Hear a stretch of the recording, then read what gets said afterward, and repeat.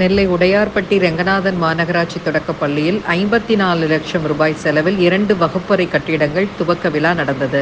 இந்த விழாவில் எம்எல்ஏ நயினார் நாகேந்திரன் தலைமை வகித்தார். இதில் பொறுப்பு மேயர் ராஜு, மண்டல தலைவர் ரேவதி பிரபு, மாமன்ற உறுப்பினர் கோகிலவாணி சுரேஷ், பவுல்ராஜ், முன்னாள் மாமன்ற உறுப்பினர் சுரேஷ், உதவி இன்ஜினியர் பேரன்பம், பாரதிய ஜனதாவின் முக்கிய நிர்வாகிகள் முத்துப்பலவேசம், முருகதாஸ், சமூக ஆர்வலர் திருமலை முருகன் உட்பட பலர் கலந்து கொண்டனர். தொடர்ந்து மேகலிங்கபுரம், உடையார்பட்டி பகுதிகளில் எம்எல்ஏ தொகுதி உட்பட மேம்பாட்டு திட்டத்தின் கீழ் 2 நீர்த்தேக்க தொட்டி வசதிகளை எம்எல்ஏ நயினார் நாகேந்திரன் திறந்து வைத்தார்.